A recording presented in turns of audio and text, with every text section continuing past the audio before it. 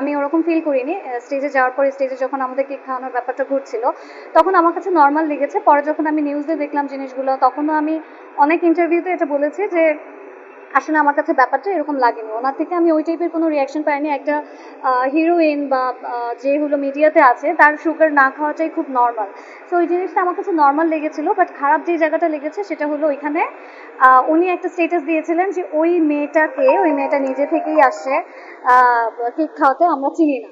তো এই জায়গাটা ডেফিনেটলি আমার গায়ে লেগেছে বিকজ ওই মেয়েটা আমি যে ওই প্রোগ্রামের ব্র্যান্ড অ্যাম্বাসেডর অ্যান্ড সিইও ছিলাম। তো আপনি যখন একটা স্টেজে যাবেন, স্টেজে উঠে কারোর সাথে কেক কাটবেন, বা ইনফ্যাক্ট আমাকে ওখানে মাইকিং করে ডাকা হয়েছিল, আমাকে ওখানে ক্রেস্ট তুলে দেওয়া হয়েছিল। সো এগুলোর পরেও যদি উনি না জেনে থাকে যে আমি ওখানে কে ছিলাম, আপনি কার সাথে স্টেজে উঠছেন সেটাও আপনি জানেন না, then that is very sad. So আমি রিকোয়েস্ট করবো যে নেক্সট টাইম থেকে যখন কোনো প্রোগ্রামে কেউ যাবে, তখন তারা যেন জেনে নেয় যে তারা আসলে কার সাথে স্টেজে উঠছে, কার সাথে কেক কাটাকাটি করছে, কাকে সে ক্রেজ দিচ্ছে। তাহলে জিনিসগুলো ক্লিয়ার হয়ে যায় আর কেউ ছোট হয় না।